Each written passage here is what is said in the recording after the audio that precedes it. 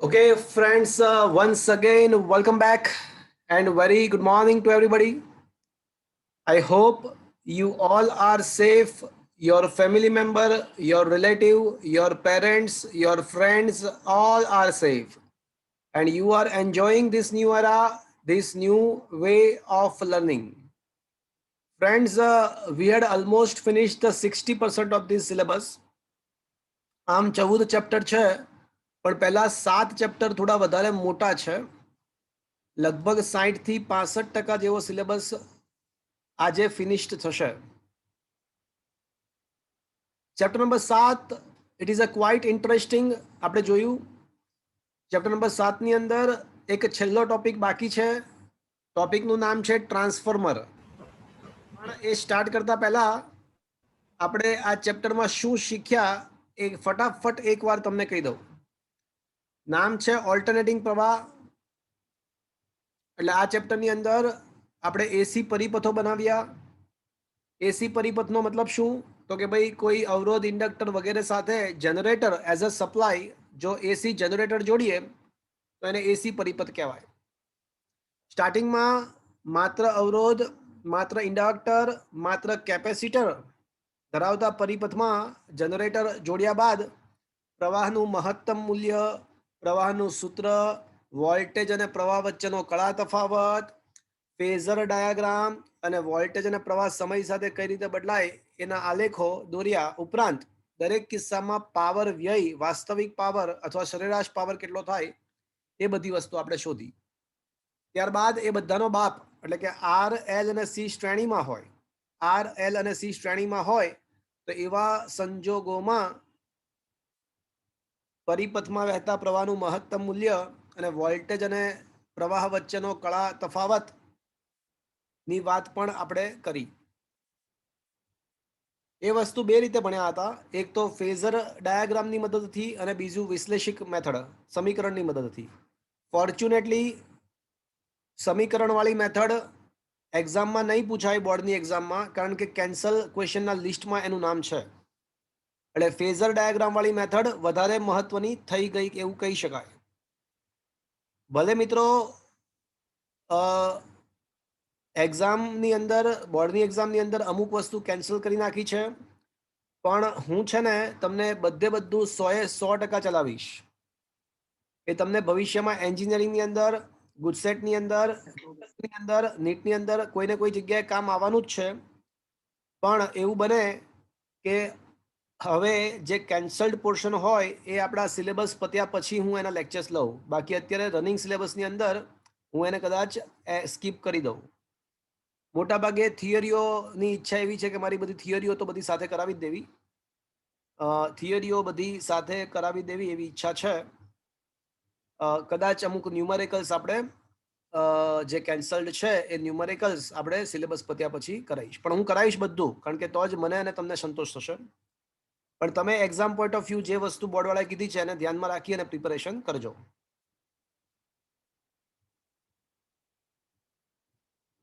આપણે ફેઝર ડાયાગ્રામની મદદથી R, L અને સી શ્રેણીમાં હોય તો એવા સંજોગોમાં પ્રવાહનું મહત્તમ મૂલ્ય અને ફેઝર એ અને વોલ્ટેજ અને પ્રવાહ વચ્ચેનો ફેઝ ડાયાગ્રામ પરથી એ ફાઈ કળા તફાવત કેટલો એ પણ શોધ્યું હતું. ત્યારબાદ એના વિવિધ કિસ્સાઓ જે ટેક્સ્ટબુકમાં નહોતા આપ્યા, પણ એના આધારિત દાખલાઓ ઘણા બધા છે ટેક્સ્ટબુકમાં પાછળ.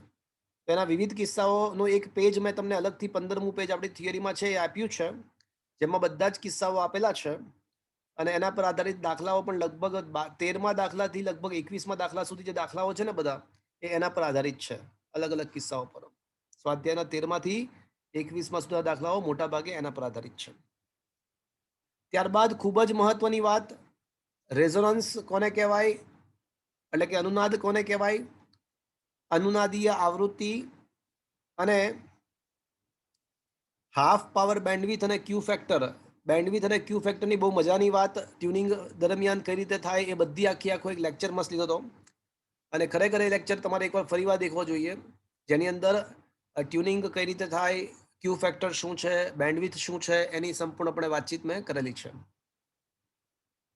ત્યારબાદ વાસ્તવિક power VRMS IRMS cos phi, જ્યાં cos phi ને પાવર ફેક્ટર કહેવાય. આ પાવરનું વ્યાપક સૂત્ર બધા જ કિસ્સામાં, કોઈ પણ એસી પરિપથના બધા જ કિસ્સામાં આ પાવરનું વ્યાપક સૂત્ર મળ્યું આપણને, અને એના પણ ખાસ કિસ્સાઓ ડિસ્કસ કર્યા હતા જે આગળના 3 કિસ્સાઓ સાથે સુસંગત હતા. આગળ 3 થિયરીઓમાં જે પાવર શોધ્યા હતા એની સાથે સુસંગત હતું જ. ત્યારબાદ છેલ્લે આપણે મિત્રો LC દોલક પરિપથ, LC દોલનો ભણ્યા હતા, અને ખૂબ જ મજાની વાત આપણને એ ખબર પડી હતી કે શુદ્ધ ઇન્ડક્ટરને, આદર્શ ઇન્ડક્ટરને ચાર્જ કરેલા કેપેસિટર સાથે જોડીએ તો વિદ્યુત ભાર આવર્ત રીતે બદલાતો હતો, અર્થાત વિદ્યુત ભાર કેપેસિટરની 2 પ્લેટ વચ્ચે દોલનો કરતો હતો, અને એ દોલનોની કોણીય આવૃત્તિ કેટલી હતી મિત્રો, યાદ છે? 1/√LC. 1/√LC. અને મિત્રો યાદ કરો, LCR શ્રેણી એસી પરિપથમાં અનુનાદ મેળવવા માટે જનરેટરની આવૃત્તિ પણ કેટલી રાખવી પડતી હતી?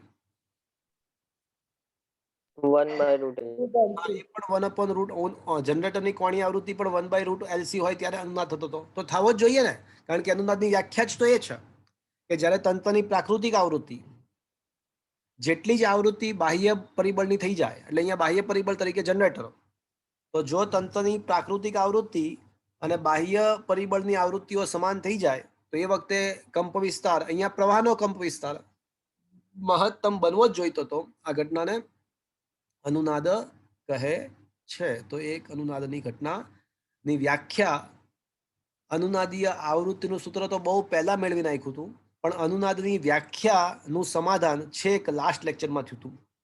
લાસ્ટ લેક્ચરમાં આપણને વ્યાખ્યા રિયલાઇઝ થઈ કે ના, વાત સાચી છે કે તંત્રની પ્રાકૃતિક આવૃત્તિ પણ 1/√LC છે, અને અનુનાદ કરવા માટે જનરેટરની આવૃત્તિ પણ 1/√LC જ કરવી પડે છે. તો એ બાહ્ય બળના બદલે બાહ્ય પરિબળ, જેમ કે જનરેટરની આવૃત્તિ તંત્રની પ્રાકૃતિક આવૃત્તિ જેટલી થાય ત્યારે અનુનાદ થયો, એ ઘટના આપણને ખબર પડી. હવે મિત્રો, હવે આજે આપણે ટ્રાન્સફોર્મર અને ટ્રાન્સફોર્મરને લગતી થિયરીઓ અને એના લગતા દાખલાઓ આપણે ડિસ્કસ કરીશું. ટ્રાન્સફોર્મર શા માટે, સૌથી પહેલા તો ટ્રાન્સફોર્મર શા માટે આપણને ઉપયોગી છે એની વાત આપણે સમજીશું. હવે એક ક્વેશ્ચન એવો છે કે જે તમારી ટેક્સ્ટબુકમાં બહુ ડીપમાં નથી, ખાલી વાતચીત લખી છે, એકાદ લાઈનમાં સમજાવી દીધું છે, પણ હું તમને આખો ક્વેશ્ચન ડીપમાં સમજાવું છું. એક ક્વેશ્ચન એક્સ્ટ્રા મેં લીધો છે, તમારા ટેક્સ્ટબુકમાં નથી, એના વિશે બહુ માહિતી. તમારે એક્ઝામ પોઈન્ટ ઓફ વ્યૂ તૈયાર નથી કરવાનો, પરંતુ ટ્રાન્સફોર્મરની અગત્યતા શું છે એ સમજવા માટે હવે હું જે ક્વેશ્ચન સમજાવું છું એ ખૂબ જ અન્ડરસ્ટેન્ડિંગ પોઈન્ટ ઓફ વ્યૂ મહત્વનો છે. તો I am talking about the question number 24 યા 25. Let me check. Yeah, here it is. So question number 25 I'm talking about. Question number 24 સુધી આપણે ડિસ્કસ કરી નાખ્યું છે. 25 પર આવી જાઓ મિત્રો. શું તમારા મોબાઈલની અંદર તમને ક્વેશ્ચન નંબર 25 દેખાઈ રહ્યો છે મિત્રો? હા sir. Okay. So what is the target today's lecture? અત્યારે આપણો ટાર્ગેટ શું છે મિત્રો? તો કે ભાઈ ટ્રાન્સફોર્મરની અગત્યતા શું છે એ સમજવું આપણો ટાર્ગેટ છે.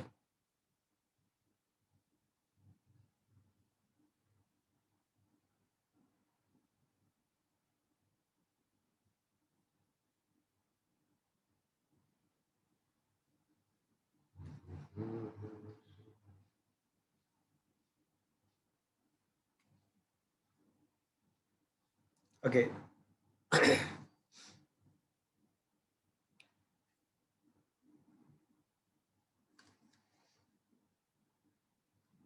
માની લો કે મિત્રો અહીંયા આગળ કોઈ પાવર સ્ટેશન છે જ્યાં ઇલેક્ટ્રિસિટી પ્રોડ્યુસ થઈ છે. So assume this is a power station જ્યાં ઇલેક્ટ્રિસિટી પેદા થઈ છે, અને આ જે ઇલેક્ટ્રિસિટી છે મિત્રો એને આપણે દૂર દૂર દૂર સુધીના ગામડાઓ વગેરેમાં પહોંચાડવી હોય તો વાહક તાર મારફતે, ઓલા ખબર છે આપણે ઘણીવાર બસમાં જતા હોઈએ ને અથવા ટ્રેનમાં જતા હોઈએ તો ખબર છે ઘણા બધા થાંભલાઓ અને બે તાર હોય, ખબર છે? જોયા છે તમે ઘણીવાર? યસ ઓર નો? આપણા અમદાવાદની અંદર તો તમને થાંભલાઓ નથી દેખાતા, કારણ કે આપણા અમદાવાદમાં ઇલેક્ટ્રિસિટીનું જે વાયરિંગ છે ને જમીનની અંદરથી અંડરગ્રાઉન્ડ હોય છે ઇલેક્ટ્રિસિટીનું આખું વાયરિંગ. પણ તમે સૌરાષ્ટ્ર સાઈડ અમુક ગામડાઓમાં જાઓ અથવા અમદાવાદની પણ આજુબાજુ અમુક ગામડાઓમાં જાઓ તો થાંભલાઓ હોય છે ને ત્યાંથી ઉપરથી ઓવરહેડ ઇલેક્ટ્રિસિટી વાયર પસાર થતા હોય, બધા થાંભલાઓ મારફતે પસાર થતા હોય છે. દેખ્યા છે કોઈ દિવસ? હા કે ના તો બોલો. હા સર. હા સર. તો એ થાંભલાઓ દ્વારા ઇલેક્ટ્રિસિટી ઓવરહેડ, એને ઓવરહેડ પાવર લાઇન કહેવાય.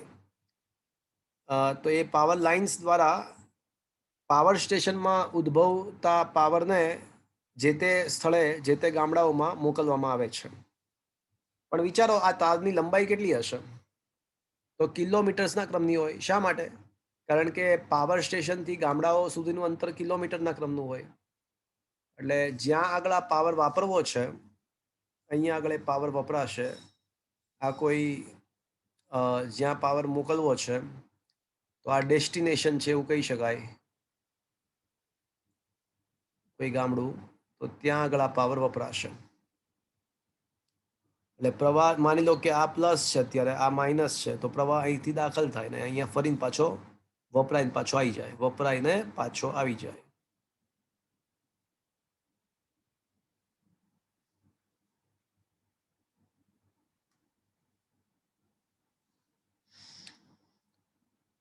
હવે મિત્રો ધારો કે આ પાવર સ્ટેશન વડે ઉદ્ભવતો સપ્લાય છે ને એનો વોલ્ટેજ V છે અને પ્રવાહ I છે. વોલ્ટેજ V છે અને પ્રવાહ I છે.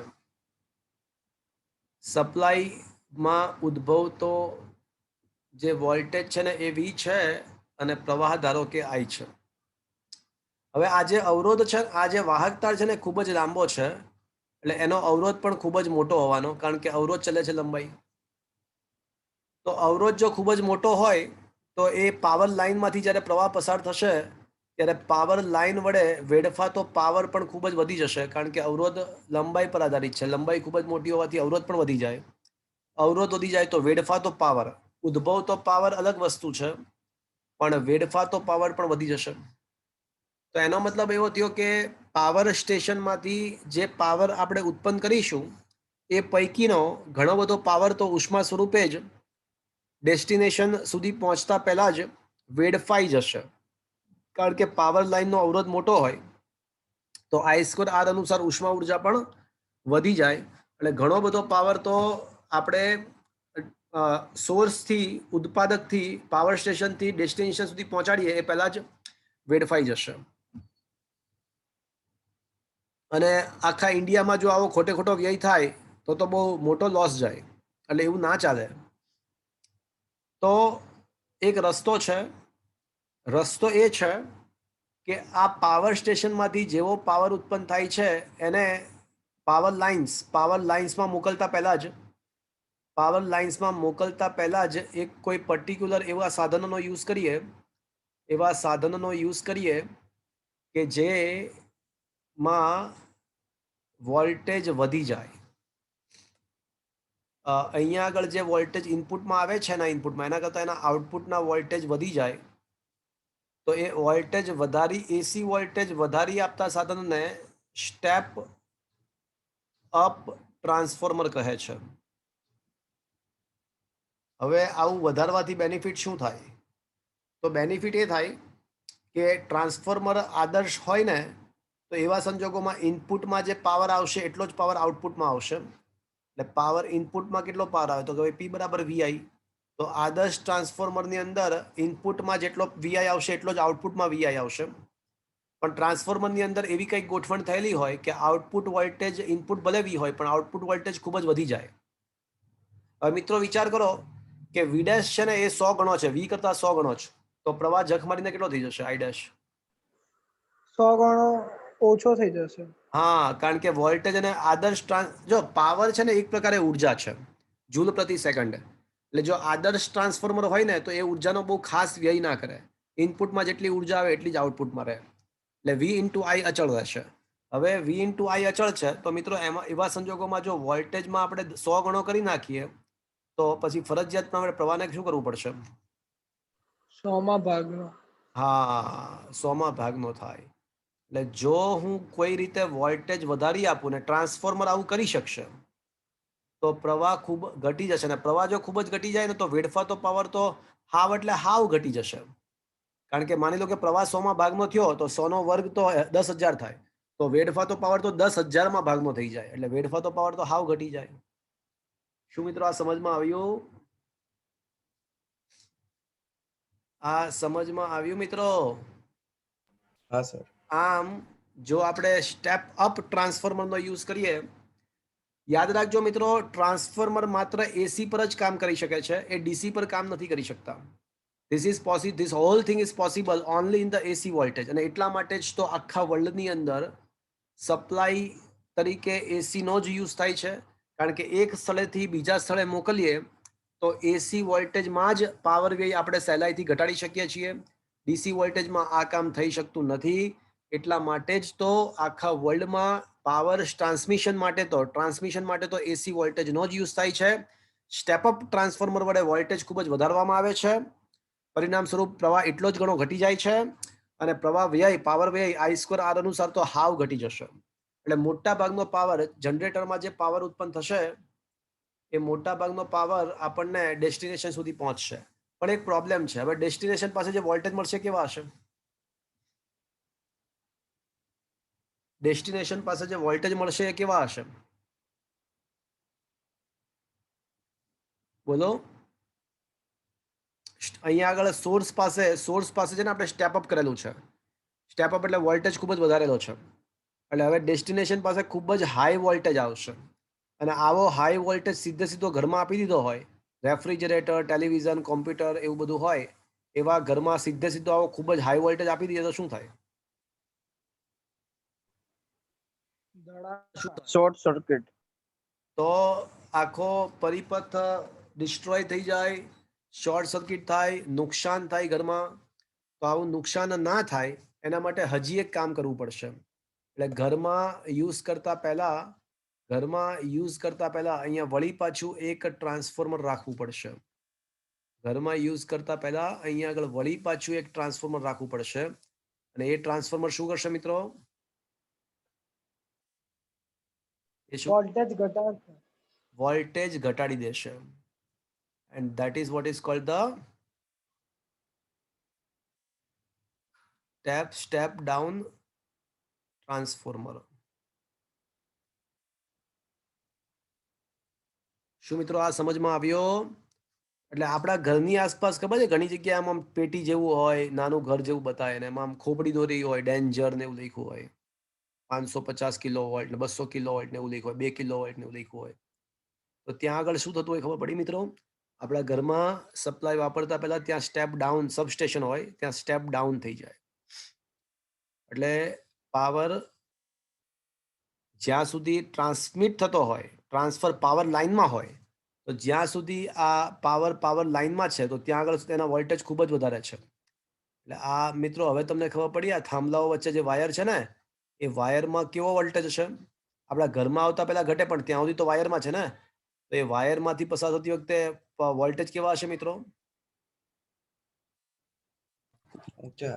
હાઈ વોલ્ટેજ હોય. એ વોલ્ટેજ ખૂબ જ હાઈ હોય મિત્રો. વોલ્ટેજ ખૂબ જ હાઈ વોલ્ટેજ હોય છે. એટલે મિત્રો ખબર છે તમને ચાઇનીઝ દોરી વાપરવા ના વાપરવા દેવાની સલાહ આપવામાં આવે છે? કારણ કે ચાઇનીઝ દોરી છે ને ઇલેક્ટ્રિસિટીનું કંડક્ટર હોય છે. એટલે આ ચાઇનીઝ દોરી જો આ થાંભલાના વાયર્સ સાથે ટચ થઈ જાય તો ત્યાં તો વોલ્ટેજ પુષ્કળ વધારે છે અને આપણા બોડીના વોલ્ટેજ ઓછા છે. આપણા બોડીના વોલ્ટેજ કઈ છે લગભગ શૂન્યવત છે. આપણા બોડી તો આપણે ગ્રાઉન્ડ સાથે જોડાયેલા, એટલે આપણા વોલ્ટેજ શૂન્ય હોય. અહીંયા ખૂબ જ હાઈ વોલ્ટેજ છે તો વિદ્યુત સ્થિતિમાનનો તફાવત પુષ્કળ હોય. આ બે બિંદુ વચ્ચે વિદ્યુત સ્થિતિમાનનો તફાવત પુષ્કળ હોય. પુષ્કળ પ્રવાહ, electric current is flow from high potential two law potential. એટલે પુષ્કળ પ્રવાહ આ વાહક તારમાંથી પસાર થઈ, ચાઇનીઝ દોરીમાંથી પસાર થઈને આપણના શરીરમાંથી પસાર થઈને આપણને મારી નાખે. સમજ્યા મિત્રો હું શું કહી રહ્યો છું? એટલે આ જે ટ્રાન્સમિશન છે ને, ટ્રાન્સમિશન લાઇનમાં જે પ્રવાહ પસાર થતો હોય ખૂબ જ હાઈ વોલ્ટેજથી પસાર થતો હોય છે. એટલે એને હવે આવી કોઈ ટ્રાન્સમિશન લાઈન દેખાય તો એને અડવું નહીં. ઓકે, તો મિત્રો પણ આ ચર્ચાઓ પરથી તમને સ્ટેપ અપ અને સ્ટેપ ડાઉન ટ્રાન્સફોર્મર ની અગત્યતા શું છે ખબર પડી મિત્રો? આ કામ હા સર. કઈ રીતે કરે, એની રચના શું છે, પછી આના પછીનો ક્વેશ્ચન છે, પણ ટ્રાન્સફોર્મર કઈ રીતે અગત્યનું છે એ તમને ખ્યાલ આવ્યો મિત્રો? Yes or no? હા. તો મિત્રો transformer is a very interesting thing.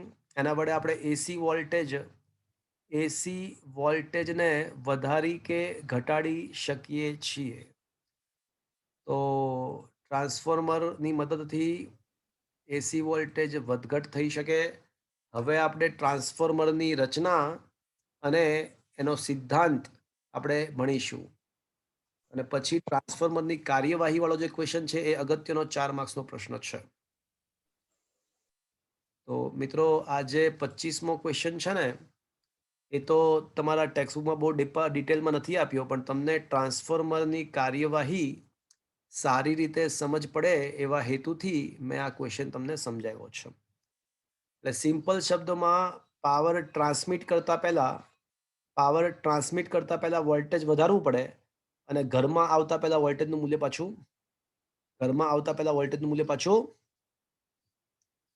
કંઈક તો બોલો, ઘટાડવું પડે. ઘટાડવું. તો આ માટે પાવરનો વ્યય થયા સિવાય એસી વોલ્ટેજને વધારી કે ઘટાડી શકતી રચના, પાવરનો વ્યય થયા સિવાય એસી વોલ્ટેજને વધારી કે ઘટાડી શકતી રચના આવશ્યક બને છે, અને એ રચનાને જ શું કહીશું મિત્રો? ટ્રાન્સફોર્મર કહે છે. જેના વડે વોલ્ટેજ વધારી શકાય તેને સ્ટેપ અપ ટ્રાન્સફોર્મર કહેવાય. જેના વડે વોલ્ટેજને ઘટાડી શકાય તેને સ્ટેપ ડાઉન ટ્રાન્સફોર્મર કહેવાય. ટ્રાન્સફોર્મર વડે પાવરનો વ્યય થતો નથી જો આદર્શ હોય તો. વ્યવહારમાં કોઈ પણ ટ્રાન્સફોર્મર જો કે આદર્શ નથી હોતા, થોડા ઘણા વ્યય હોય છે. કયા વ્યય હોય છે છેલ્લે કહીશ. પણ એના વડે પાવરનો વ્યય ના થાય, વોલ્ટેજ વધારી કે ઘટાડી અનુક્રમે વોલ્ટેજ વધે તો પ્રવાહ ઘટે, અને વોલ્ટેજ ઘટે તો પ્રવાહ વધારી શકાય છે. મિત્રો 26મો ક્વેશ્ચન સમજ માટે છે.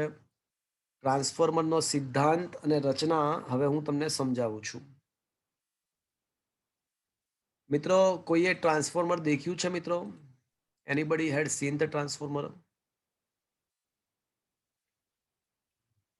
કોઈએ ઓલો હોય છે ને, ખબર છે પેલા જૂના, હવે તો કદાચ નહીં જોયા હોય, પણ પહેલા ખબર છે આવતા હતા કે ઓલું વિડીયો ગેમની અંદર ડટ્ટો હોય, વિડીયો ગેમ ખબર છે તમને? અથવા ખબર છે પેલા એસી નો ડીસીમાં રૂપાંતર કરવા માટે આમ પેલું આવતું હતું.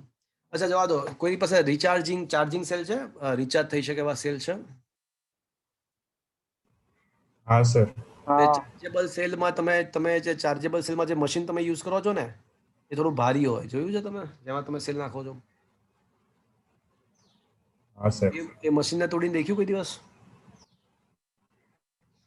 ખુલ્યું થોડું હોય. તો એ તોડીને દેખે તો એમની અંદર પણ ટ્રાન્સફોર્મર હોય છે. તો મિત્રો ટ્રાન્સફોર્મરની અંદર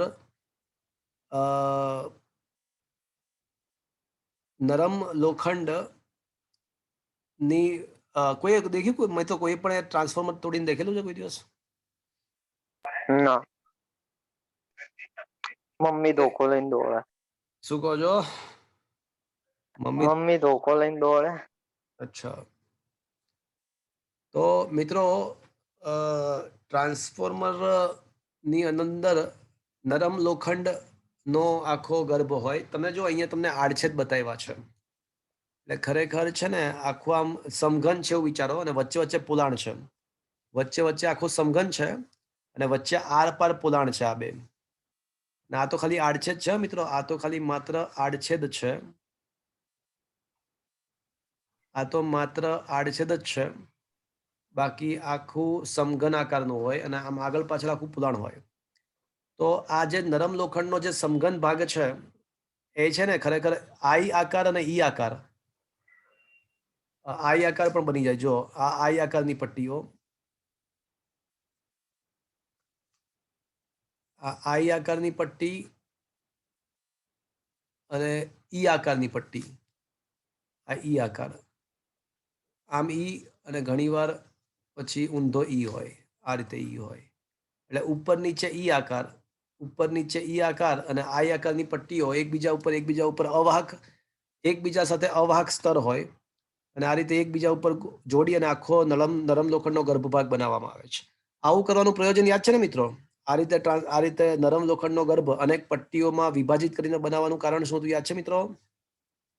જેથી કરીને વાળું આવતું હતું. હા, એડી પ્રવાહની અસર ઓછી કરવા માટે આ રીતે અસંખ્ય પટ્ટીઓને એકબીજા ઉપર જોડી અને આ રીતે નરમ લોખંડનો ગર્ભ બનાવવામાં આવે છે. અને ઘણીવાર આવું પણ હોય, આવી લંબચોરસ ફ્રેમ હોય, આવી લંબચોરસ ફ્રેમ એકબીજા ઉપર ગોઠવતા જાઓ. પાર્લેજીની આમ પાર્લેજી બિસ્કિટની થપ્પી ના થાય એવી આખી આમ થપ્પી કરો અને વચ્ચેથી પોલાણ કરી નાખો, ખાલી ફ્રેમિંગ વાળો ભાગ જ રાખો, તો એ પણ ટ્રાન્સફોર્મરનો ગર્ભભાગ જ થયો. હવે આમાં શું હોય કે આ એક લેફ્ટ હેન્ડ સાઈડ એક ગૂંચળું વીંટાળવાનું હોય જેને પ્રાથમિક ગૂંચળું કહેવાય. અને પ્રાથમિક ગૂંચળુંમાંથી તમે પ્રવાહ પસાર કરશો, પ્રાથમિક ગૂંચળામાંથી પ્રવાહ પસાર કરશો એટલે ચુંબકીય ક્ષેત્ર રેખાઓ, ગૂંચળું સોલેનોઇડ તરીકે વર્તે, ચુંબકીય ક્ષેત્ર રેખાઓ ઉત્પન્ન થાય. નરમ લોખંડ હોવાને કારણે આ નરમ લોખંડની પરમિએબિલિટી ખૂબ જ વધારે હોય. નરમ લોખંડની પરમિએબિલિટી ખૂબ જ વધારે હોય એટલે ચુંબકીય ક્ષેત્ર રેખાઓ આજુબાજુ હવામાં જવાના બદલે માત્ર નરમ લોખંડમાં જ રહે. એટલે પ્રાથમિક ગૂંચળાની અંદર જેટલી ચુંબકીય ક્ષેત્ર રેખાઓ ઉત્પન્ન થઈ હોય એ બધી જ ગૌણ ગૂંચળા, સામેની સાઈડ આ આપણા માટે ઇનપુટ કહેવાય, આપણા માટે આઉટપુટ કહેવાય. એટલે સામેની સાઈડ ગૌણ ગૂંચળામાં બધી ચુંબકીય ક્ષેત્ર રેખાઓ સંકળાશે. પ્રાથમિક ગૂંચળામાં જેટલી ચુંબકીય ક્ષેત્ર રેખાઓ ઉત્પન્ન થઈ હશે એ બધી ગૌણ ગૂંચળા સાથે પણ સંકળાશે. અને આના કરતાં પણ વધારે સારી ગોઠવણી કરી હોય તો આ છે, આના કરતાં પણ સારો રસ્તો આ છે કે પ્રાથમિક અને ગૌણ ગૂંચળા, જો મારી સામે જુઓ, તો પ્રાથમિક અને ગૌણ ગૂંચળાને એક જ અક્ષ પર વીંટાળી દો, એક જ અક્ષ પર આ રીતે વીંટાળી દો, એક જ અક્ષ પર. આ પ્રાથમિક ગૂંચળું, આ ગૌણ ગૂંચળું, પણ એના આંટાઓને એક જ અક્ષ પર વીંટાળ્યા છે, એક જ અક્ષ પર આ રીતે વીંટાળવામાં આવે છે. પ્રાથમિક અને ગૌણ ગૂંચળાના આંટાઓને એક જ અક્ષ ઉપર આ રીતે વીંટાળી દેવામાં આવે તો 100% શું થાય કે પ્રાથમિક ગૂંચળાની જેટલી ક્ષેત્ર રેખા હોય બધી ગૌણ ગૂંચળા સાથે સંકળાય જ જાય, કારણ કે ત્યાં જ ગૌણ ગૂંચળું છે, એની જ અક્ષ પર છે. આ પણ વાહક તાર છે ને અવાહક હોય, એટલે વાહક તારની ઉપર અવાહક આવરણ હોય, વાહક તારની ઉપર અવાહક કોટિંગ કરેલું હોય, જેથી કરીને પ્રાથમિક ગૂંચળું અને ગૌણ ગૂંચળું શોર્ટ સર્કિટ ના થાય, ઇલેક્ટ્રિકલી કનેક્ટ ના થઈ જાય. મેગ્નેટિકલી કનેક્ટેડ હોય કારણ કે ચુંબકીય ક્ષેત્ર રેખાઓ એકબીજાની સંકળાશે, પણ ઇલેક્ટ્રિકલી કનેક્ટેડ ના હોય કારણ કે એના તારની ઉપર અવાહક આવરણ હોય, એટલે શોર્ટ સર્કિટ ના થાય. એટલે અહીંયા મેઇન મુખ્ય આશય એ હોય છે કે પ્રાથમિક ગૂંચળાનું બધું જ ફ્લક્સ ગૌણ ગૂંચળા સાથે સંકળાય એ મુખ્ય આશય હોય છે. એટલે આ બે માંથી તમે ગમે તે એક કરી શકો. વધારે સારી ગોઠવણ આ છે. તમે જો કોઈ ટ્રાન્સફોર્મર ખોલો ને તો તમને આ રીતનું દેખાશે, વચ્ચેની સાઈડ જ બધા પ્રાથમિક અને ગૌણ ગૂંચળા જોડાયેલા દેખાશે તમને. તો આ રીતે રચના કરવામાં આવે છે. હવે પ્રાથમિક ગૂંચળા સાથે ઓલ્ટરનેટિંગ પ્રવાહ એસી સપ્લાય આપવામાં આવે છે ઇનપુટ તરીકે. એટલે સમય સાથે આ પ્રવાહમાં ફેરફાર થાય, એટલે પ્રાથમિક ગૂંચળા સાથે પોતાના જ ફ્લક્સમાં ફેરફાર થવાથી પ્રાથમિક ગૂંચળામાં આત્મપ્રેરણની ઘટના ઘટે. પ્રાથમિક ગૂંચળાની અંદર આત્મપ્રેરણની ઘટના ઘટે અને આત્મપ્રેરિત ઈએમએફ ઉત્પન્ન થાય. પણ હારે ગૌણ ગૂંચળા સાથે સંકળાયેલા ફ્લક્સમાં પણ ફેરફાર થવાનો, ગૌણ ગૂંચળા સાથે સંકળાયેલા ફ્લક્સમાં પણ ફેરફાર થાય. અને ગૌણ ગૂંચળામાં કઈ ઘટના ઘટશે મિત્રો? તો પછી અન્ય પ્રેરણની ઘટના ઘટે અને ગૌણ ગૂંચળામાં અન્ય પ્રેરિત ઈએમએફ ઉત્પન્ન થાય. એટલે કોઈ તમને એવું પૂછે કે ટ્રાન્સફોર્મરનો સિદ્ધાંત શું, તો ખરેખર તો એ વિદ્યુત ચુંબકીય પ્રેરણના સિદ્ધાંત પર જ કામ કરે છે, અથવા અન્ય પ્રેરણના સિદ્ધાંત પર કામ કરે છે એવું કહી શકાય. એટલે જ તો કહું છું કે ટ્રાન્સફોર્મર ડીસી પર કામ ના કરી શકે. તમે ઇનપુટમાં ડીસી વોલ્ટેજ આપો ને તો આઉટપુટમાં કશું ના મળે, આઉટપુટ વોલ્ટેજ શૂન્ય મળે, કારણ કે ડીસી વોલ્ટેજમાં ફ્લક્સનો ફેરફાર જ ના થાય, એટલે આઉટપુટમાં વોલ્ટેજ ઉત્પન્ન જ ના થાય. એટલે ડીસી પરિપથ જો ઇનપુટમાં પ્રાઇમરીમાં ડીસી વોલ્ટેજ આપ્યા હોય તો સેકન્ડરીમાં મળતા વોલ્ટેજ શૂન્ય હોય છે મિત્રો, યાદ રાખજો. ટ્રાન્સફોર્મર માત્ર એસી પરિપથ પર જ કામ કરી શકે છે, ડીસી પર એ કામનું નથી. તો ટ્રાન્સફોર્મરની રચના અને એનો સિદ્ધાંત પતી ગયો. હવે ટ્રાન્સફોર્મરની કાર્યવાહી હું તમને સમજાવીશ. તો મિત્રો હવેનો ક્વેશ્ચન ખૂબ જ મહત્વનો છે. Question number 27 IMP. ટ્રાન્સફોર્મર ની કાર્યવાહી સમજાવી આદર્શ ટ્રાન્સફોર્મર માટે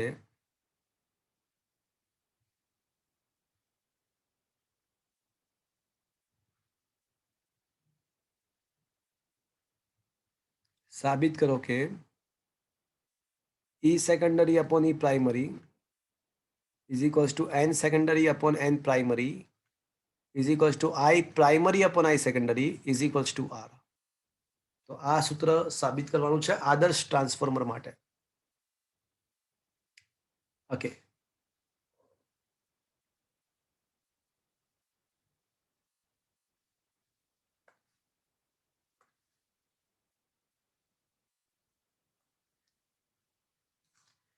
મિત્રો નરમ લોખંડના ગર્ભને કારણે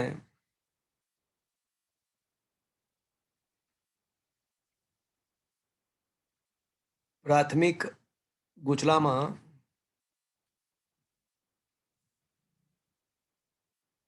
ઉદ્ભવતી લગભગ બધી જ ચુંબકીય ક્ષેત્ર રેખાઓ લગભગ શું લખીશ મિત્રો? બધી જ ચુંબકીય ક્ષેત્ર રેખાઓ બોલો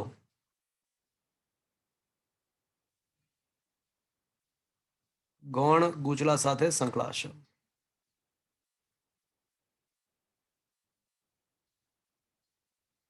એટલે પ્રાથમિક ગૂંચળાની અંદર જેટલી ક્ષેત્ર રેખાઓ ઉત્પન્ન થઈ છે એ બધી જ ચુંબકીય ક્ષેત્ર રેખાઓ ગૌણ ગૂંચળા સાથે સંકળાશે. એટલે એનો મતલબ કે એક આટાનું પ્રાથમિક ગૂંચળાના પણ એક આટાનું ફ્લક્સ અને ગૌણ ગૂંચળાના પણ એક આટાનું ફ્લક્સ સમાન હશે. એટલે આનો અર્થ એવો થયો કે એક આટા દીઠ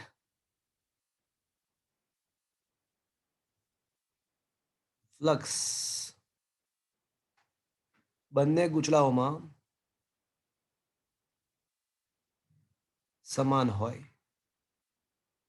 તો પછી આનો મતલબ એવો છે કે પ્રાથમિક ગૂંચળાનું કુલ ફ્લક્સ ભાગ્યા ગૌણ ગૂંચળાનું કુલ ફ્લક્સ. પ્રાથમિક ગૂંચળાનું કુલ ફ્લક્સ શું આવશે? NP into phi. ગૌણ ગૂંચળાનું કુલ ફ્લક્સ NS into phi. એક આટાનું ફ્લક્સ તો બંનેમાં સમાન જ છે, કારણ કે બધી ચુંબકીય ક્ષેત્ર રેખાઓ સંકળાયેલી છે. તો એક આટાનું ફ્લક્સ તો સમાન જ છે, એટલે phi ઉડી જશે. તો આમ સાબિત થશે કે NP બરાબર NS, NP upon NS, 5P upon 5S is equals to. તો બીજા શબ્દમાં મિત્રો એવું કહી શકાય કે 5S ને જો હું સૂત્રનો કરતા અહીંયા 5S છે ને સેકન્ડરીનું કુલ ફ્લક્સ છે મિત્રો, સેકન્ડરીનું કુલ ફ્લક્સ 5S છે. તો સેકન્ડરી કુલ ફ્લક્સ 5S ને સૂત્રનો કરતા બનાવું તો NS upon NP into 5P લખાય મિત્રો. બંને બાજુ સમયની સાપેક્ષે વિકલન કરું છું તો મિત્રો NS upon NP તો બહાર આવી જશે, અચળ છે. પણ મિત્રો કુલ ફ્લક્સનું સમયની સાપેક્ષે વિકલન તો આપણને શું આપે? EMF. એ તો આપણને EMF આપશે.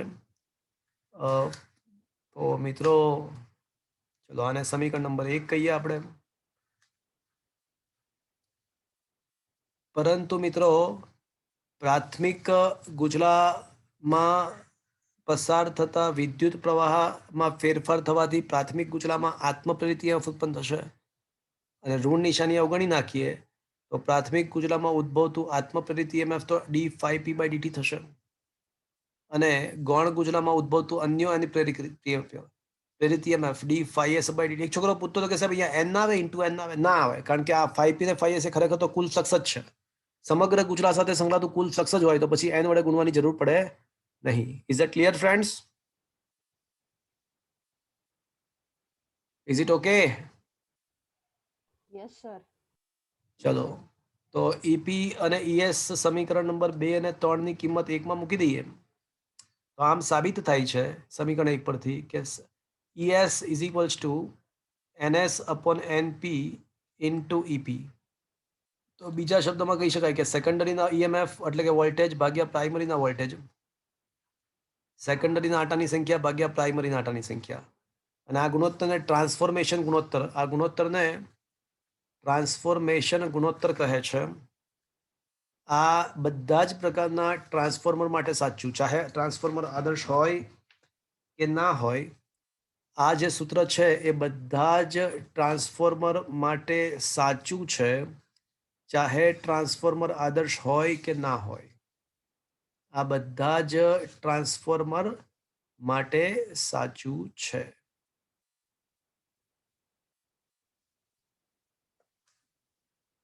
તો આ સૂત્ર બધા જ ટ્રાન્સફોર્મરને લાગુ પડે.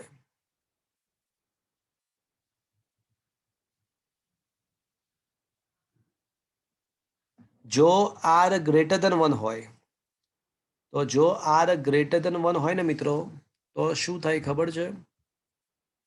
તો એકચ્યુઅલમાં એવું કહી શકાય કે ભાઈ સેકન્ડરીના આટાઓની સંખ્યા છે ને પ્રાઇમરી કરતાં મોટા હશે. હવે આટાની સંખ્યા કેટલી રાખવી તો આપણા હાથની વાત છે. તો હું છે ને સેકન્ડરીના આટાની સંખ્યા મોટા રાખું પ્રાઇમરી કરતાં તો R ગ્રેટર ધેન 1 થઈ જાય અને એવા સંજોગોમાં છે ને સેકન્ડરીના વોલ્ટેજ ભાગ્યા પ્રાઇમરીના વોલ્ટેજ ગ્રેટર ધેન 1 થાય, અર્થાત સેકન્ડરીના વોલ્ટેજ પ્રાઇમરી કરતાં વધી જાય. તો આવા ટ્રાન્સફોર્મરને શું કહેવાય મિત્રો? સ્ટેપ અપ ટ્રાન્સફોર્મર કહેવાય.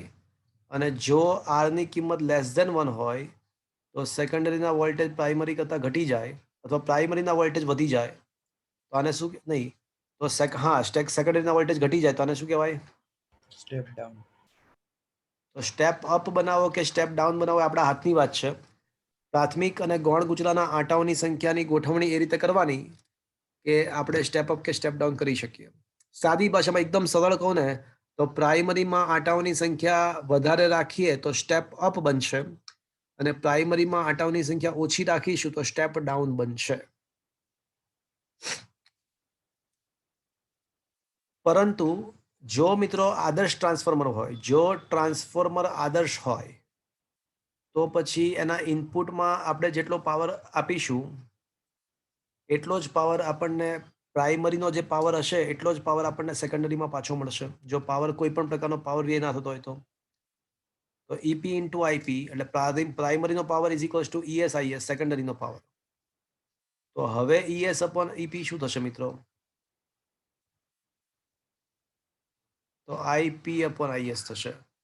તો હવે ES/EP is equals two IP/IS થશે. તો સમીકરણ નંબર 3 અને 4 ને હવે મિત્રો સરખાવી દઈએ તો આદર્શ ટ્રાન્સફોર્મર માટે સૂત્ર શું મળે મિત્રો આપણને? તો અત્યાર સુધી સાબિત હતું કે ES/EP બરાબર NS/NP અને હવે ઇઝ ઇક્વલ્સ ટુ આપણે સાબિત કરી શકીએ કે IP/IS and that was equals to the transformation ratio. આરને ટ્રાન્સફોર્મેશન ગુણોત્તર કહેવાય, ટ્રાન્સફોર્મેશન રેશિયો કહેવાય. તો આ આદર્શ ટ્રાન્સફોર્મર માટે આ વસ્તુ સાબિત થઈ. પણ સાચું કહું તો વ્યવહારમાં કોઈ પણ ટ્રાન્સફોર્મર આદર્શ હોતા નથી. એમાં થોડા ઘણા તો પ્રોબ્લેમ હોય જ છે. કયા કયા પ્રકારના લોસીસ હોય એ હવે હું તમને કહું, પણ આ 27મો ક્વેશ્ચન 4 માર્ક્સમાં પૂછાઈ શકે. ઇનફેક્ટ એકવાર પૂછાઈ પણ ગયો. તો શું મિત્રો આ સમજમાં આવ્યું તમને? શું આ ક્વેશ્ચન સમજમાં આવ્યો? Yes or no? Yes sir. હા, જો કે સમીકરણ નંબર 3 જે સાબિત કર્યું છે ને એમાં પણ આપણે અમુક ધારણા કરેલી છે. એમાં પણ આપણે અમુક ધારણા કરી છે. આ કઈ ધારણા સાથે સાચું છે કે 100% ફ્લક્સ બધું પ્રાથમિક ગુચલામાં જેટલી ચુંબકીય ક્ષેત્ર રેખા ઉત્પન્ન થઈ છે બધી સેકન્ડરીમાં સંકળાયેલી છે એવી ધારણા સાથે ઇક્વેશન નંબર 3 સાબિત થયેલું છે કે પ્રાથમિક ગુચલાનું બધું જ ફ્લક્સ સેકન્ડરીમાં સંકળાય છે એવું અનુમાન સાથે સમીકરણ નંબર 3 સાબિત થયું છે. અને સમીકરણ નંબર 4 તો આદર્શ અવસ્થા, કારણ કે કોઈ પણ પ્રકારનો પાવર વ્યય ના હોય તો સાચું, જે શક્ય જ નથી. સમીકરણ 4 તો સંપૂર્ણ આદર્શ અવસ્થા હોય તો જ સાચું છે, જે વ્યવહારમાં પોસિબલ નથી. તો મિત્રો જોઈ લઈએ આપણે શું છે આમાં.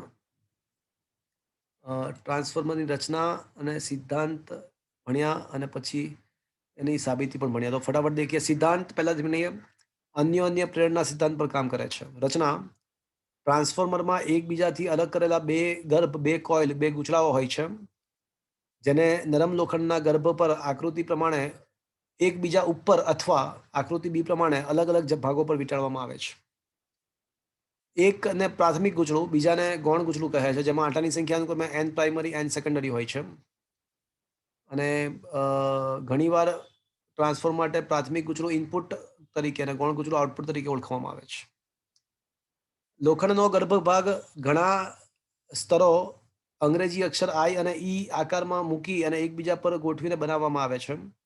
આ સ્તરો કે પટ્ટીઓ નથી પણ પટ્ટીઓ છે. આ સ્તરો કે પટ્ટીઓ એકબીજાથી અલગ કરેલી હોય છે. આ રીતે ગર્ભ બનાવવાને કારણે અથવા ગૌણ ગૂંચળાઓને વીંટાળવાને કારણે પ્રાથમિક ગૂંચળાના પ્રવાહને કારણે મળતી લગભગ બધી જ ચુંબકીય ક્ષેત્રરેખાઓ ગૌણ ગૂંચળા સાથે સંકળાય અને આ લોખંડની પટ્ટીઓને કારણે એડી પ્રવાહનું નિર્માણ પણ, એડી પ્રવાહ વડે થતો વ્યય પણ ઓછો કરી શકાય છે. ઓકે.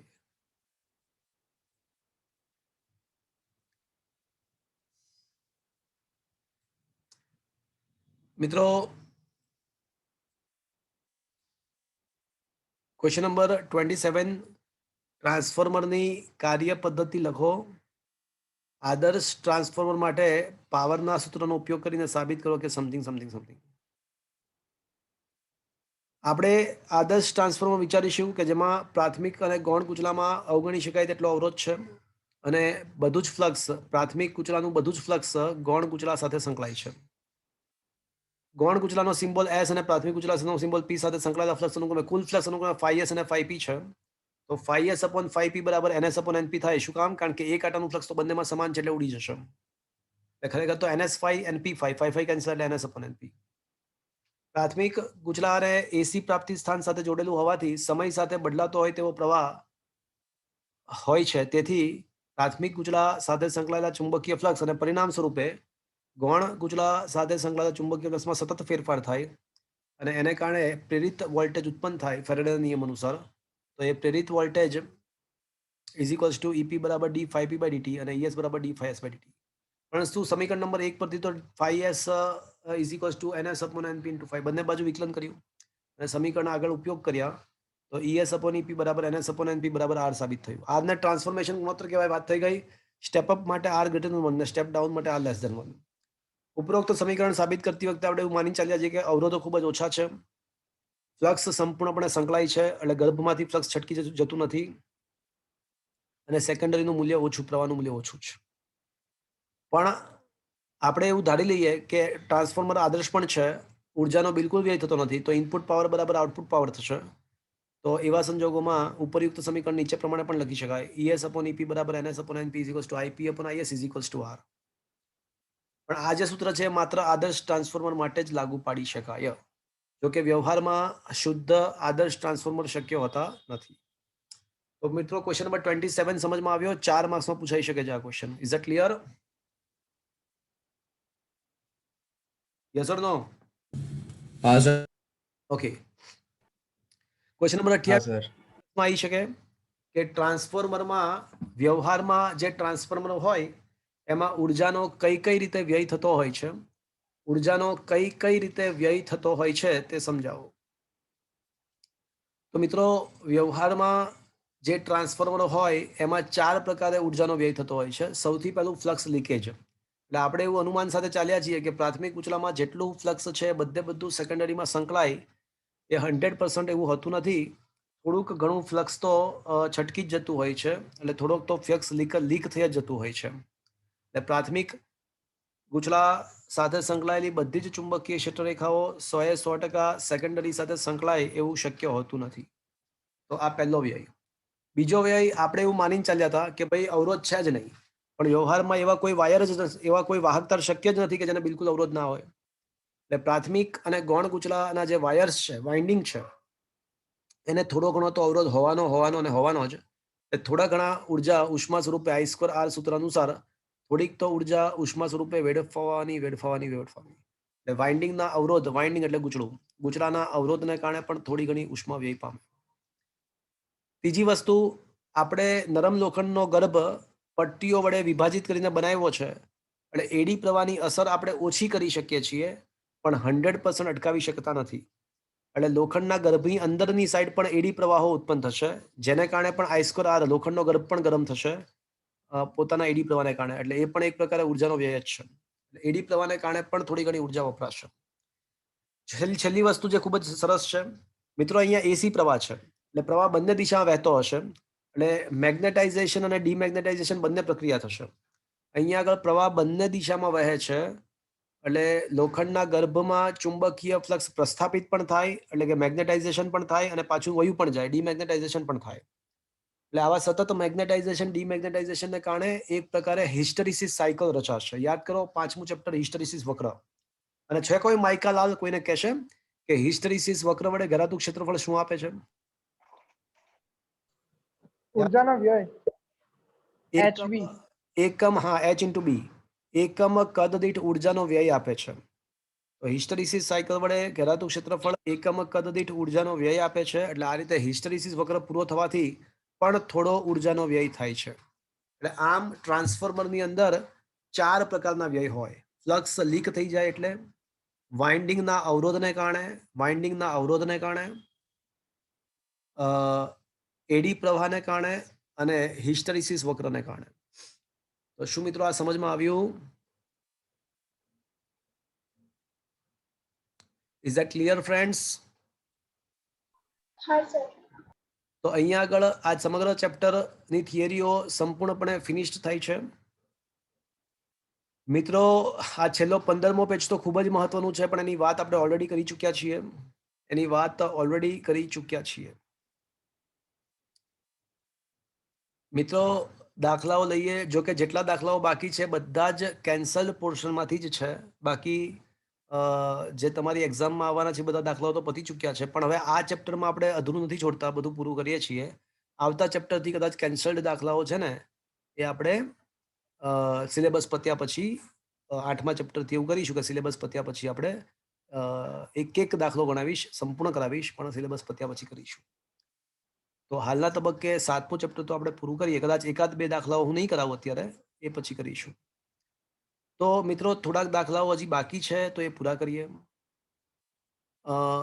મિત્રો, ઉદાહરણ નંબર 7 એક બાકી રાખેલું છે. બાકી ઉદાહરણના બધા જ દાખલાઓ પતી ગયા છે. ઉદાહરણ નંબર 7 છે ને ગ્રાફિકલ મેથડ વાળું, ફેઝરના ગ્રાફિકલ મેથડનો દાખલો છે. એનું કંઈ કામ જ નથી એકચ્યુઅલમાં. એને આમે તે એ દાખલો છે ને કેન્સલ્ડ કરેલો છે તમારા માટે. ઉદાહરણ નંબર 7 ઓલરેડી કેન્સલ કરેલો છે. છતાં પણ એ છે ને હું આ સિલેબસ પત્યા પછી હું કરાવીશ ઉદાહરણ નંબર 7. બાકી ઉદાહરણના બધા જ દાખલાઓ સંપૂર્ણ ફિનિશ થઈ ગયા છે.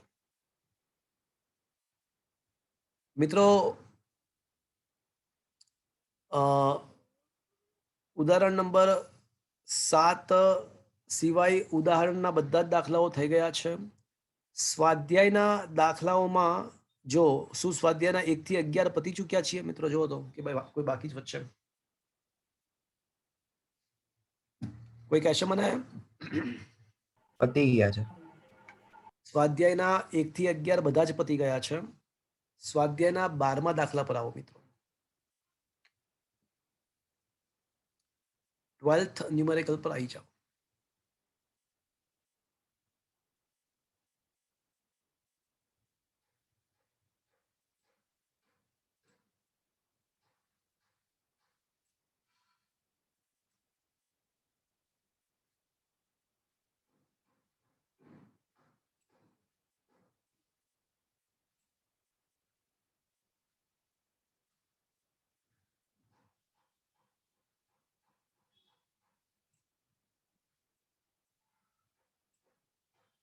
ઓકે, તો મિત્રો જોઈએ શું લખ્યું છે 12th ન્યુમેરિકલની અંદર.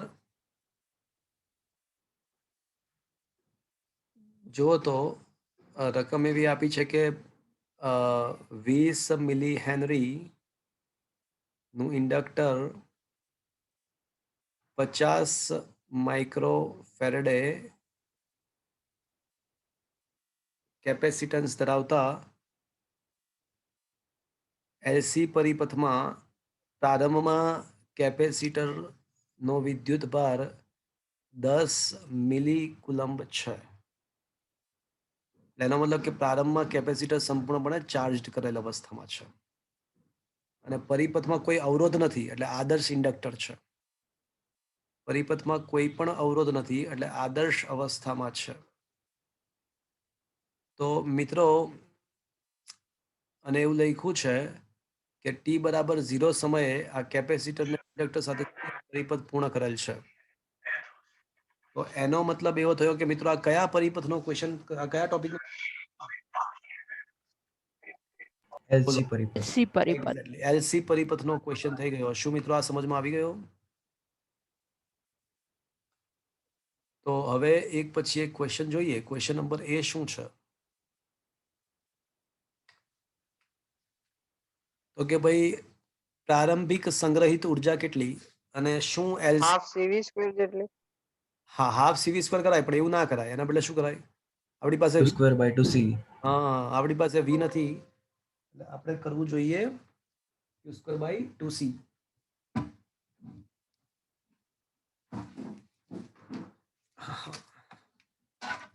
તો મિત્રો પરિપથની પ્રારંભિક ઉર્જા કેટલી?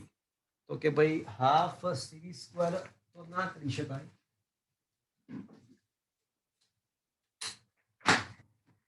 પણ ક્યુ સ્ક્વેર બાય 2c કરીશું. અને શું સમગ્ર દોલન દરમિયાન આ ઉર્જા અચળ રહેશે?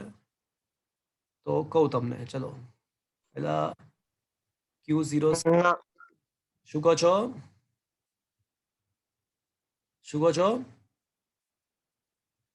10 મિલી કુલમ્બ કાંઈ નહીં. ભાગ્યા 2c. શેની કિંમત 50 માઇક્રો. તો મિત્રો 10 ની -6 કેન્સલ, 10 નો વર્ગ 100 ભાગ્યા 100 એટલે 1 જૂલ આવશે. શું આ ઉર્જા અચલ રહેશે સમગ્ર પરિપથમાં? જો કોઈ વિદ્યુત ચુંબકીય વિકિરણ ઉત્પન્ન થતું નથી તેમ ધારીએ તો આ ઉર્જા, હા અવરોધ તો છે જ નહીં, અવરોધ તો બિલકુલ નથી, તો આ ઉર્જાનું સંરક્ષણ થશે. શું મિત્રો આ ખબર પડી પહેલા ક્વેશ્ચનનો આન્સર?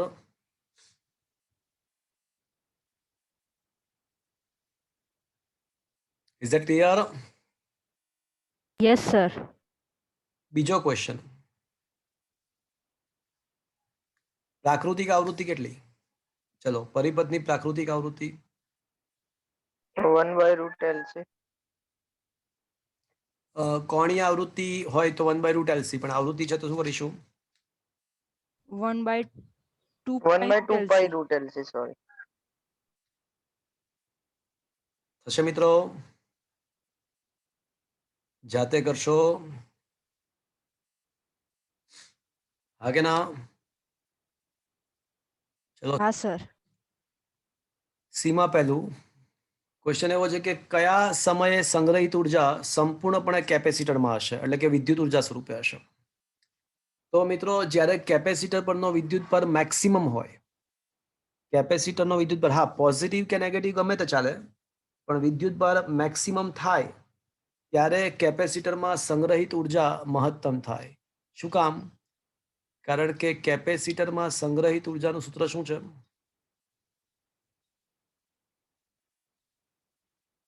કેપેસિટરમાં સંગ્રહિત ઉર્જા નું સૂત્ર શું છે? qm square by 2c. ના, QM સ્ક્વેર બાય 2c તો મહત્તમ ઉર્જા છે, ખાલી Q સ્ક્વેર બાય 2c.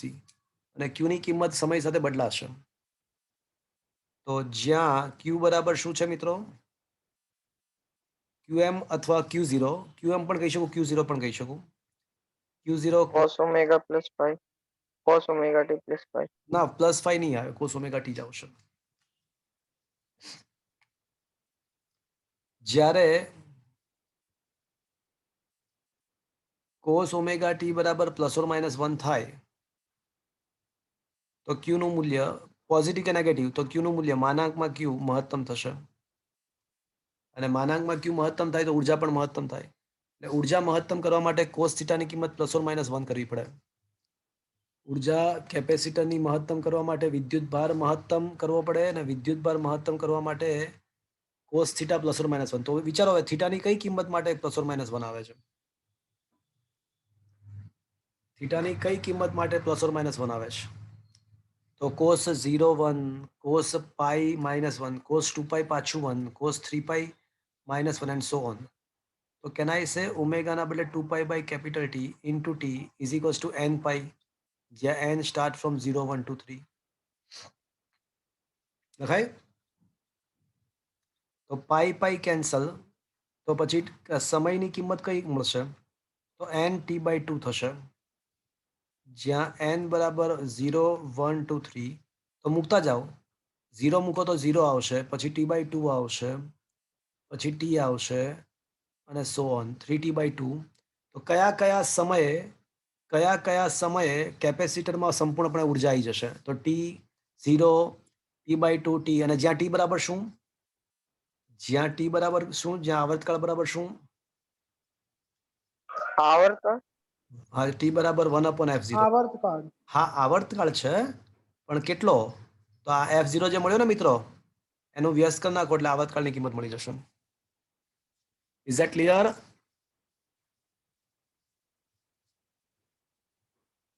ચલો આમાં બીજું, હવે સંપૂર્ણ ઉર્જા ઇન્ડક્ટરમાં ક્યારે સમાશે?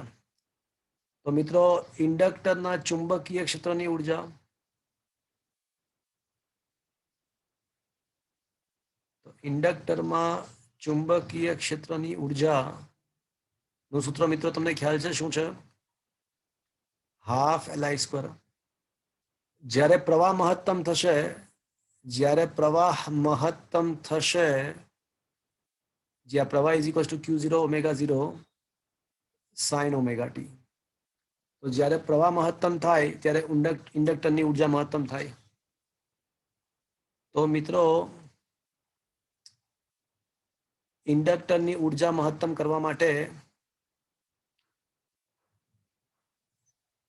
ઇન્ડક્ટરની ઉર્જા મહત્તમ કરવા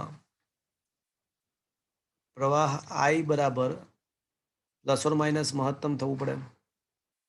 કારણ કે પ્લસ મહત્તમ કે માઇનસ મહત્તમ, એટલે તો પ્રવાહ મહત્તમ થવા માટે પ્રવાહ મહત્તમ કરવો પડે, પ્રવાહનું મૂલ્ય મહત્તમ થવું પડે. અર્થાત બોલો, sin ωt નું મૂલ્ય કેટલું કરવું પડશે મિત્રો? ±1. કારણ કે મિત્રો જો પ્લસ મહત્તમ કે માઇનસ મહત્તમ, પણ ઉર્જામાં તો ½ I² જ છે ને, I નો વર્ગ જ છે, એટલે ઉર્જા તો વર્ગ મહત્તમ જ થવાની જ. તો sin ωt ની કિંમત ±1 ક્યારે થાય? તો sin π/2 1, 3π/2 -1, પાછું 5π/2 1 થશે, અને સો ઓન. તો આ તો મિત્રો શું છે ખબર છે? એકી સંખ્યાનો π/2 છે. એટલે એકી સંખ્યા એટલે 2n - 1 π/2, જ્યાં n બરાબર 1 2 3. અને ઓમેગાના બદલે તો આપણે લખી શકીએ 2π/t into t. હવે મિત્રો પાઈ કેન્સલ, તો સ્મોલ t ને સૂત્રો કરતા બનાવીએ તો 2n - 1 કેપિટલ T બાય 4 થશે, જ્યાં n બરાબર 1 2 3. તો હવે t ની કિંમત મિત્રો મૂકતા જાઓ, તો તેથી t ની કિંમત મૂકતા જાઓ તો શું 1 મૂકી દો તો t/4 આવશે, પછી 3t/4 આવશે, એન્ડ સો ઓન. આ રીતે મળતા જશે આપણે 5t/4 વગેરે વગેરે વગેરે. જે આવર્તકાળ કેટલો? તો એ 1/t જેટલો, 1/f જેટલો. તો મિત્રો, કયા સમયે ઇન્ડક્ટરમાં ઉર્જા મહત્તમ થશે? તો એ આપણને મળી ગયું. હજુ એક ક્વેશ્ચન છે મિત્રો, ક્વેશ્ચન એવો છે કે કયા સમયે આ બંને ઉર્જા સમાન થશે? તો ચલો બંને ઉર્જા સમાન કરીએ. હવે આ જે વસ્તુ છે ને એ અલગ રીતે આપેલું છે. ત્યાં જે સોલ્યુશન છે ને એના કરતાં હું થોડું અલગ રીતે આપું છું. મિત્રો ધ્યાન આપજો. તો ઇન્ડક્ટરની ઉર્જા બરાબર કેપેસિટરની ઉર્જા કરીએ. તો Q²/2C બરાબર હાફ Li². Half cancel. ક્યુના બદલે આપણને ખબર છે કે Q02 cos² ωt. ક્યુની કિંમત મૂકી બાય સી. ચલો મિત્રો મેં છે ને ક્યુની કિંમત મૂકી જે હતી એ Q02 cos² ωt. 2 તો નીકળી ગયા એટલે બાય સી. અને આ સાઈડ એલ અને આઈની કિંમત Q02 ω² sin² ωt. હવે છે ને Q02 કેન્સલ. તો cos² ωt by C is equals to L. અને ω02 ના બદલે હું √1/√LC નો LC લખી શકું. sin² ωt આવું લખી શકાય મિત્રો. એલ કેન્સલ, બંને સાઈડથી સીસી કેન્સલ. તો આના પરથી એવું સાબિત થાય કે tan² ωt બરાબર 1 થશે. તો tan ωt બરાબર ±1. તો tan ના કયા ખૂણા માટે આન્સર ±1 આવે? તો tan 45 1 થાય. તો tan π/4 1 અને પછી 3π/4 tan 3π/4 -1 થાય. તો ખૂણો તરીકે શું આવશે? તો બોલે તો π/4 પછી 3π/4 પછી 100 ચાલ્યા કરે એટલે એકી સંખ્યાનો π/4. ωt બરાબર ઓમેગા ના આપણે 2π/t લખીએ. ઓમેગા એટલે 2π/T into small t is equals two એકી સંખ્યાનો π/2 π/4. તો પાઈ કેન્સલ. તો સમય બનશે 2n - 1 કેપિટલ T/8 થઈ જશે. જ્યાં n બરાબર 1 2 3 મૂકતા જાઓ તો કયા કયા સમય આવું થશે? તો બોલે તો T/8 પછી આવશે 3T/8 પછી આવશે 5T/8 એન્ડ સો ઓન. તો શું મિત્રો આ સમજમાં આવ્યું? બાત આયા બાત સમજ में? हाँ सर. તો કયા કયા સમયે બંને ઉર્જાઓ સમાન થઈ જાય? તો T/8 3T/8 5T/8 and so on. અને ચોથો ક્વેશ્ચન નંબર 4 એવો પણ છે કે જો પાંચમો ક્વેશ્ચન, જો આપણે અવરોધ દાખલ કરીએ, જો કોઈ એક અવરોધ દાખલ કરવામાં આવે થાય તો બધી જ ઉર્જા, તંત્ર પાસે જેટલી ઉર્જા હતી બધી જ ઉર્જા ધીમે ધીમે બધી જ ઉર્જા ઉષ્મા સ્વરૂપે વેડફાઈ જશે. સમય સાથે બધી ઉર્જા ઉષ્મા સ્વરૂપે વિખેરાઈ જશે. ઉષ્મા સ્વરૂપે વેડફાઈ જશે.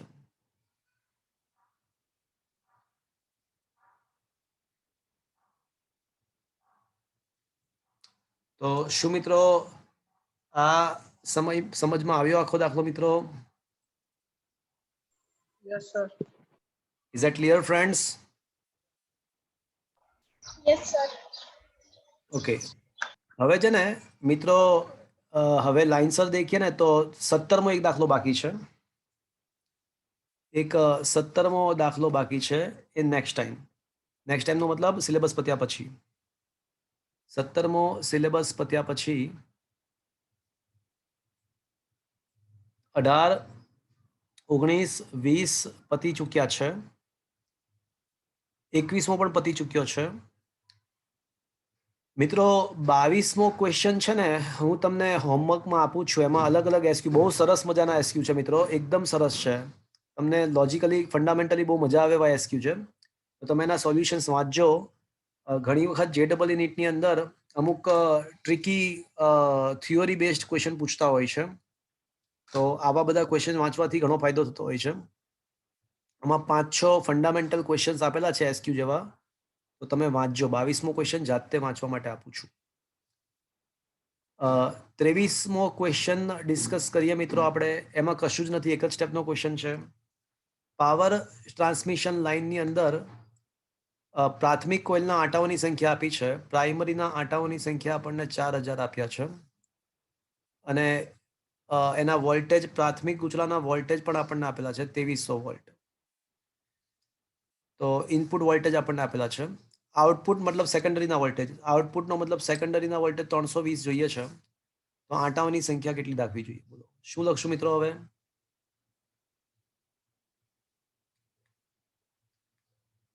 ES upon EP is equals to NS upon NP. ES EP આપેલા છે, NP આપેલું, તો NS મળી જશે. કરાવું કે ચાલશે મિત્રો?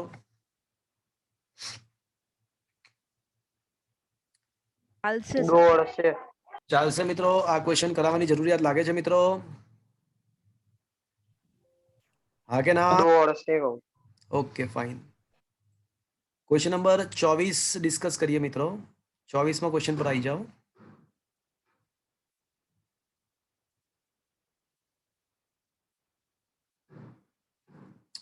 ચલો, એક હાઇડ્રો ઇલેક્ટ્રિક પાવર પ્લાન્ટમાં પાણી 300 મીટરની ઊંચાઈથી પડે છે એવું આપણને આપ્યું છે કે પાણીનો હેડ એટલે સ્તંભ 300 મીટર ઊંચાઈ પર છે અને પાણીનો પ્રવાહ 100 મીટર ક્યુબ પ્રતિ સેકન્ડ એટલે કે 1 સેકન્ડમાં કેટલું કદ પડે છે એવું આપ્યું છે. જનરેટરની કાર્યક્ષમતા 60% છે, તો કેટલો વિદ્યુત પાવર ઉત્પન્ન થશે એવો ક્વેશ્ચન છે. ઉદ્ભવતા વિદ્યુત પાવર. ચલો, ઉપરથી ધોધ પડે છે, પાણી જનરેટર ફરે છે અને પાવર ઉત્પન્ન થાય છે. તો કોઈ મને કહેશે આ જનરેટરનો સિદ્ધાંત શું છે, કયા સિદ્ધાંત પર કામ કરે છે?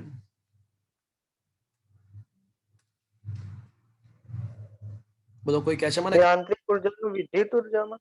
Very good. યાંત્રિક ઉર્જાનું વિદ્યુત ઉર્જામાં રૂપાંતરના સિદ્ધાંત પર કામ કરશે. હાઇડ્રો ઇલેક્ટ્રિક જનરેટર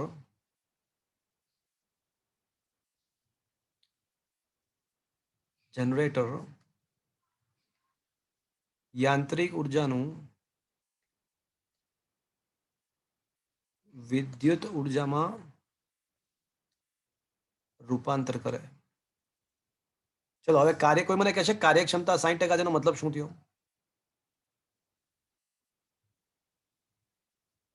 એનો મતલબ ઇનપુટ 100% હોય તો આઉટપુટ પાવર. 60%.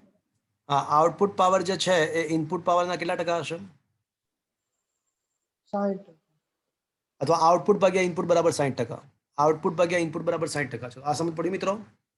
પણ કોઈ મને કહેશે આઉટપુટ પાવર તરીકે કયો પાવર? જનરેટરનું આઉટપુટ કયું છે, શું છે, કયો પાવર છે? વિદ્યુત ઉર્જા. વિદ્યુત પાવર. અને ઇનપુટ પાવર એટલે કયો પાવર? યાંત્રિક પાવર. યાંત્રિક પાવર. શું મિત્રો આ સમજ પડ્યું તમને? તો વિદ્યુત power is equals two 60% of યાંત્રિક પાવર. શું મિત્રો આ સમજમાં આવ્યો?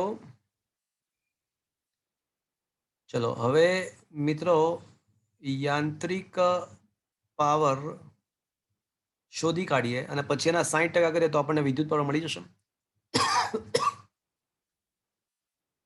હા કે ના? પણ મિત્રો h ઊંચાઈથી પાણીનો ધોધ, જો power is equals two W ભાગ્યા સમય, કાર્ય ભાગ્યા સમય. હવે કોઈ મને કહેશે અથવા ઉર્જા ભાગ્યા સમય, કાર્ય અથવા mgh/t. પરફેક્ટ. h ઊંચાઈથી પાણીનો ધોધ પડતો હોય તો mgh/t થશે. કાર્ય અથવા ઉર્જા ભાગ્યા સમય તો mgh/t. હવે આપણને છે ને એકમ સમયનું દળ નથી આપ્યું, પણ એકમ સમયનું કદ આપ્યું છે. તો દળ ઇઝ ઇક્વલ્સ ટુ શું થશે મિત્રો?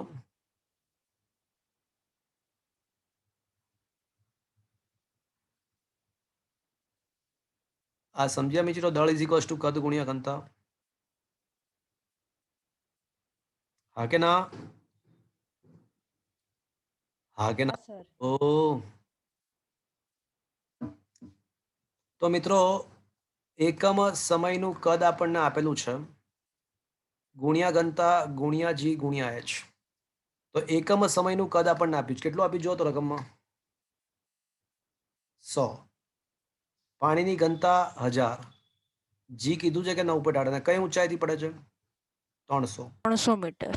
તો 3 2 ને 2 4 ને 3 7 એટલે 10⁻⁷. 9.8 ગુણ્યા 3 કરો ને. 9.8 ગુણ્યા 3 કરો, શું આવે જુઓ તો?